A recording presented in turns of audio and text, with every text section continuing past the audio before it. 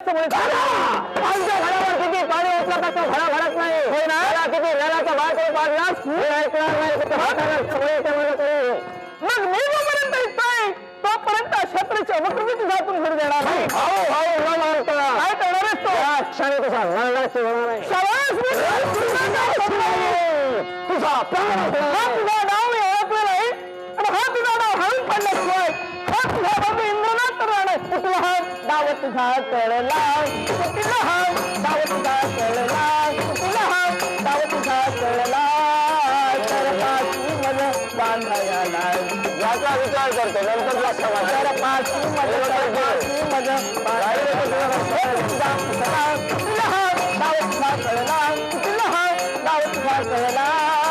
पापिया झाला तो तेव्हा पापिया झाला तो पापिया झाला तो पापिया झाला तो आता खरं खरं हे तुझा मला कुठला हा कुठला हा कुठला हा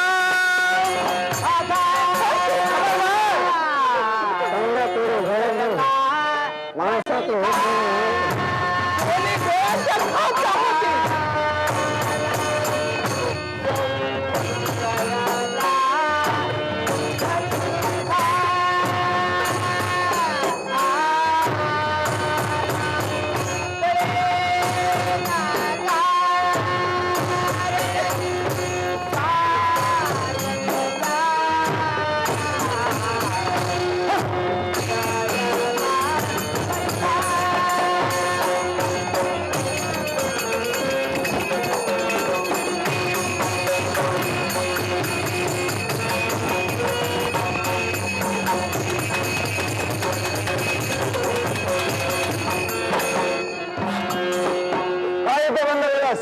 एकाच गोष्टी प्राणाच्या भीतीसाठी प्राणाच्या आश्रय नाही सुनावे. तू जरी चुकलास तर मी माझी योग्यता जाणते. याच्या करता आज या ठिकाणी असं घडलेलं आहे की जेणेकरून इंद्र नदीचा राज करता येईल. याच्यासाठी ज्यानं राजद्रोह केला त्याला इथं राहण्याचा अधिकार पोचत नाही. याच्या करता जा हद्दपार तुला करतोय. हद्दपारीची शिक्षा राज करताच होतावतोय.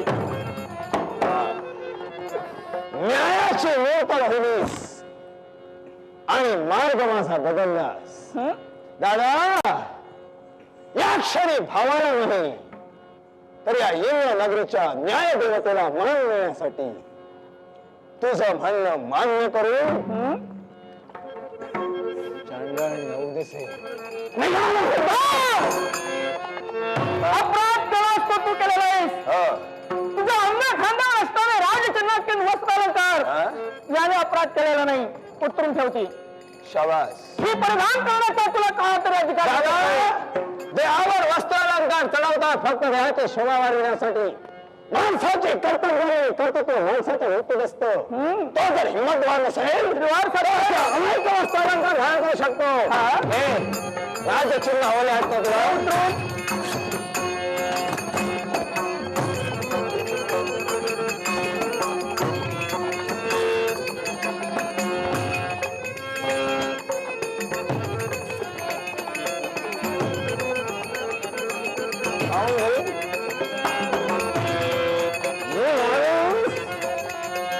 उतरून वस्त्रालंकार जे माझ्या देहावर चढवलेस ते उतरून घेतोयस. ज्याला वस्त्रालंकारांची महत्व कळत नाही तो हेच बोलणार आहे. इतरांच्या अंग खांद्यावर नाही पण तुझ्या अंग खांद्यावर याला काहीतरी महत्व होतं. ते महत्व मला कळत आहे आणि तेच चालतं.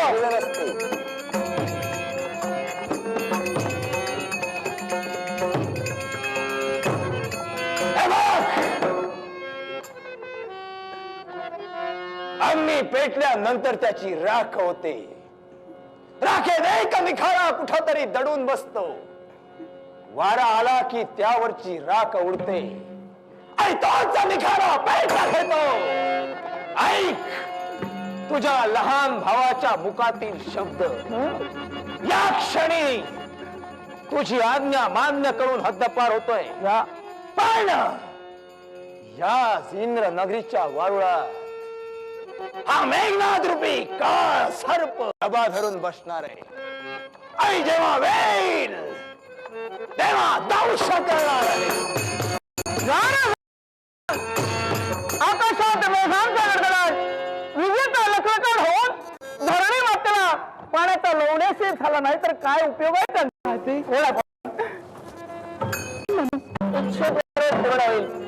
आपलं नाव? माझं नाव कला. राहण्याचं बसते याच राज्यात मी तुमच्या राहते. सरदार घराण्यात माझा जन्म झाला. मग पण मी काय पाहिलं, असं काय पाहिलं आपण? की आज माझ्यामुळे जे घडू नये ते घडलं. तुम्हा दोघा भावात आज वैराग्य हे वेळी त्याच्या मुखाचे शब्द पण मी ऐकले. भावनेपेक्षा कर्तव्य श्रेष्ठ म्हणून कर्तव्याचे गट घेऊन जो कर्तव्य दक्ष राहतो ना त्यालाच कर्तव्य म्हणतात. अर्थात तेच कर्तव्य आम्ही पार पाडलेलं आहे. भावनेला न होता आपल्या समोर कोण व्यक्ती उभे याची जाणीव न ठेवता योग्य तो न्याय मी दिलेला आहे. अर्थात याच्यात मोठंच मी काही केलेलं नाही. आपले अनंत उपकार, आपल्या अनंत उपकाराची मी ऋण आहे. खरंच उपकाराची भाषा तुम्ही माझ्याजवळ करू नका.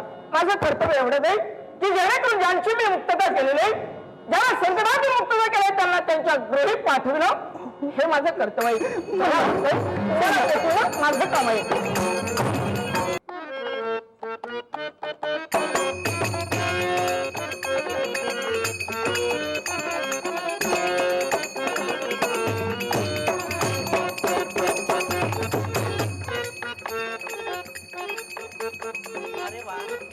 उचलत्या पावलाने वाढत्या आशेनं या पुष्पवृष्टीच्या ठिकाणी माझं आगमन झालं.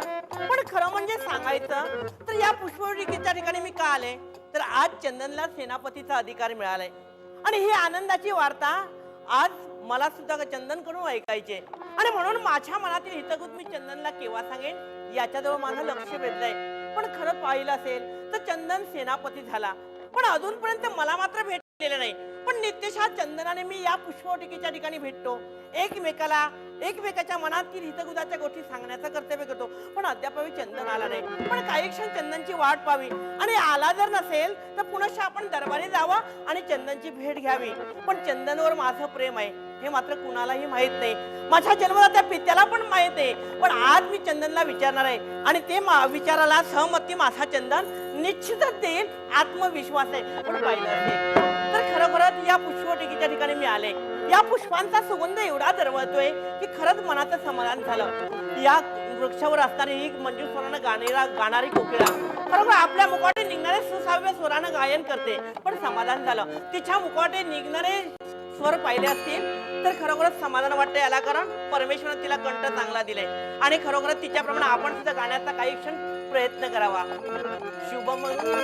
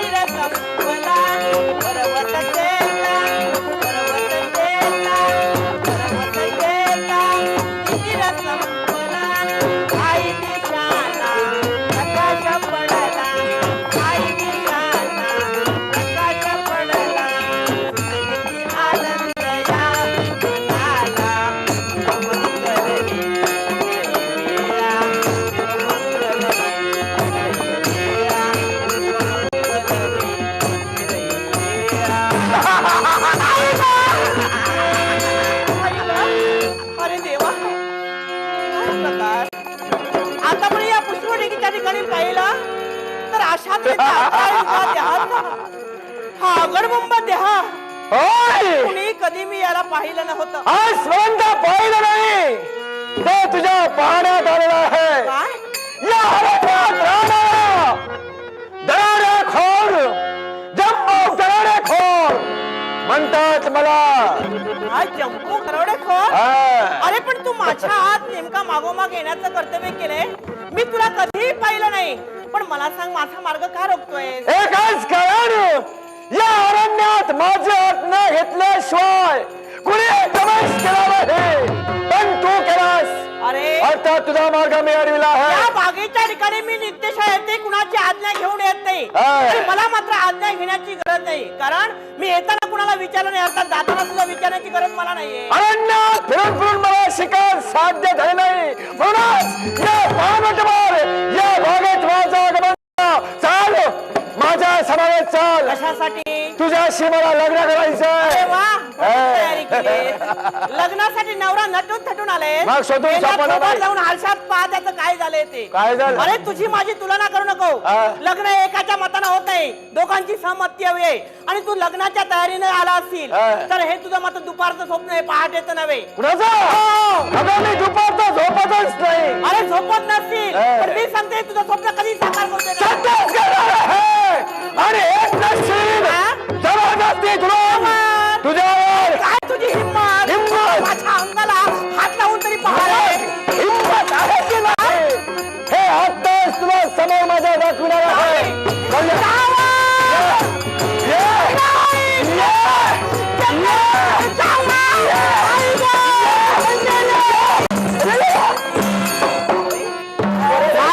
तुम्ही काही काळजी करू नका. अरे वेळेवर आला.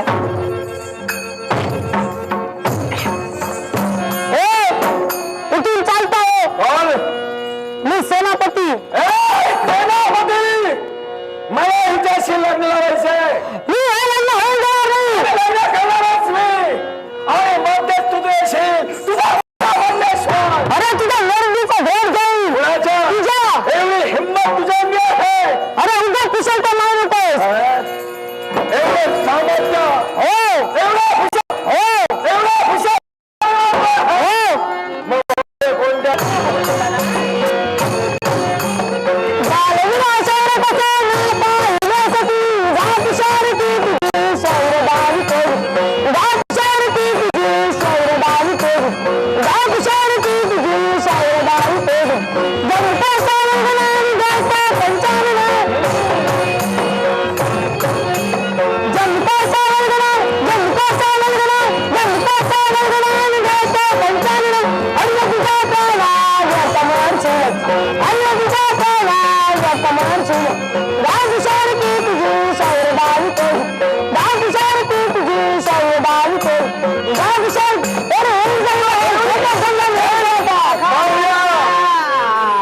रूपाबली तो नरशा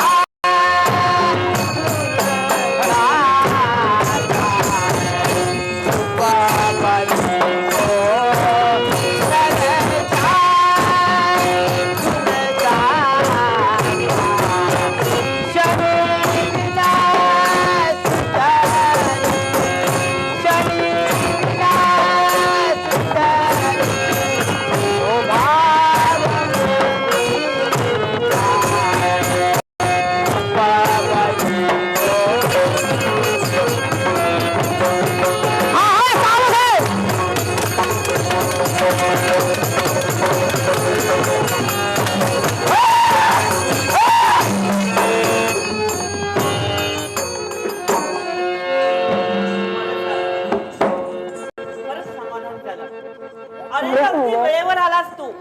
अरे किती वेळ झाली मला सांग, कुठे होतास तू? चूप. अरे म्हणायचं नाही.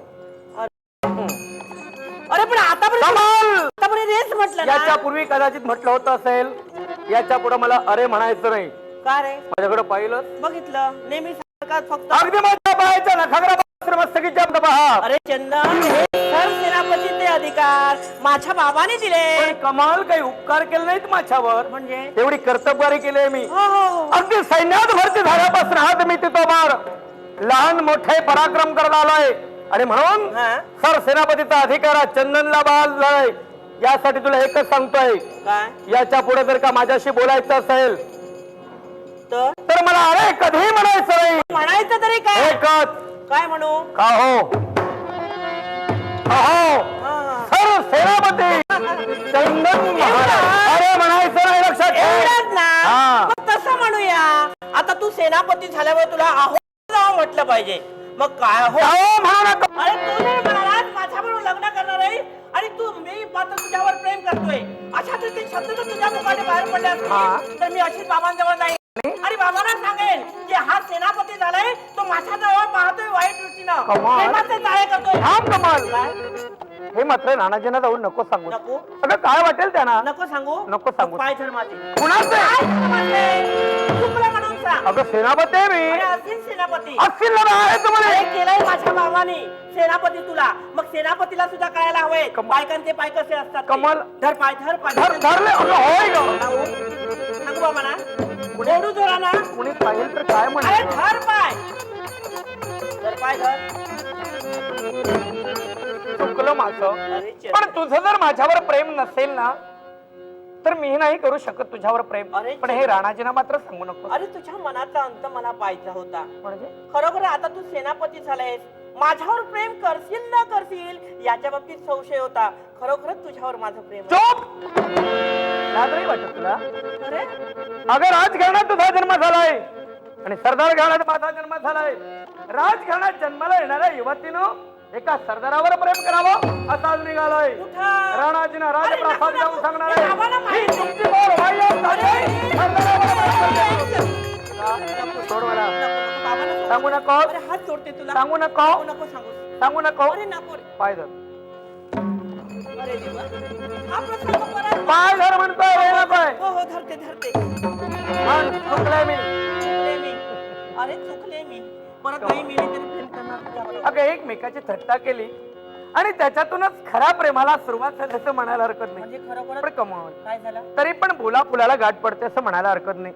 तू आता नाही का म्हणालीस काल बोललेला माणूस आज तेच बोललेले काही सांगता येत नाही. हो. याचा अर्थच मुळे असा आहे काळाया तस्मै नमा. कालाप्रमाणे माणसं बदलली जातात. काय रे? तेव्हा तुझ्याकडे आज मला वचन हवं. वचनच हवं ना सरदार गणात माझा जन्म झालाय राजकारणात तुझा जन्म झाला आणि तुझ्या शब्दांना कुठंतरी माझ्या मनात शंकेची बाब चुकचुकू लागले म्हणून वचन दे वचन घे की निदान मी लग्न करेन तर तुझ्याशीच करेन आणि जर का हे लग्न घडलं नसेल तर तू काय करशील ते अभिवचन तुझ्याकरवी मला हवंय. मला जे लग्न करायचं हे तुझ्या बरोबरच करायचंय हा आणि समजा तो जीवनातून माझा प्रसंग टळला असेल तर ही कमाल आजन्म अव्ययात राहील. लग्न सुद्धा करणार नाही लग्न सुद्धा करणार नाही लग्न सुद्धा करणार नाही. पण चंदन तुझ्याकरवी वचन घेतलंय हो मला वचन मग दे. त्या वचनाला मीही प्रतिवचन देतोय. दे वचन लग्न करीन तर राजघराण्यात जन्माला येणाऱ्या या कमलशीच विवाहबद्ध होईल आणि तुझ्याशी लग्न करण्याचा प्रसंग जर माझ्या जीवनातून टळला असेल तर हा चंदन आजन्म कौमारी अवस्थेत राहील. कौमारी अवस्थेत राहील. कौमारी अवस्थेत राहील. चंदन अरे ना तुझ्या मनात अरे पण हे विचार बाबांना नको का सांगायला अगदी खरंय. मी माझ्या बाबांना विचारेन आणि आपण निश्चित बाबा संमती देतील. संधी साधून हे सगळं घडवायला हा, हा. हवंय. तेव्हा त्यांच्या मनस्थितीचा विचार विचार कर. कर. घडलेलं त्यांना हो, सांग हो. आणि त्यांच्या अनुमतीनं आम्हा दोघांना विवाहबद्ध व्हायचंय. तेव्हा तू राजप्रासादीला मी सीमारेषेवर निघालोय चल लवकरात आणि हा कमाल ठरल्या वेळेप्रमाणे उद्या याच बागेत मला भेटण्यासाठी कमाल रे बाबा कमाल. खरंच किती भोळ्या मनाचे आहे बा. अगदी राजघराण्याचा जन्म झालाय आणि माझा तर सरदार घराण्यात जन्म झाला पण प्रेम हे आंधळ असतं म्हणतात ते काही खोटं नव्हे. त्या नुतीनच घडलेलं आहे. अर्थात या क्षणी कमल राजे प्रासादी गेले मी मात्र सरसेनापती झालोय. सेनापती पदाचा आज माझा पहिलाच दिवस. राणाजीना म्हणालोय राष्ट्राच्या सीमारेषेवर जाईल उत्तुंग शिखरावर उभा राहील तो फेर दृष्टी खेप टाकेन आणि परक्याचं परचक्र तर माझ्या हिंमत बहादुरापणानं ते परक्याचं परचक्र दूर चालण्याचा प्रयत्न मी करेन. अर्थात वेळ लावता सीमारेषेवर जावं.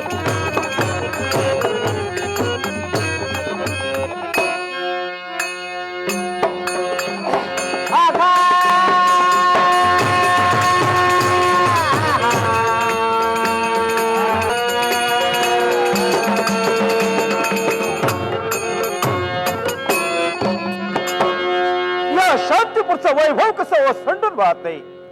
ज्या सुखाच्या मी जन्मभर अपेक्षा करण्याचा प्रयत्न केला ते ध्यानी बनी नसताना सुद्धा स्वतःहून आमच्या प्रस्वचारण चरण चालीनं चालत आलंय. हे भगवन कोणत्या जन्मीच्या पुण्याईचं फल रे आज आमच्या पदरी टाकलेस तू. आमचा कुसवा धन्य करणारी एकूण ती एक सुकन्या बाळ कमल चंद्राच्या कले कलेप्रमाणे वाढली बालपणात गोड शब्दानं तिचं गोड कौतुक केलं, कडी खांद्यावर खेळविली.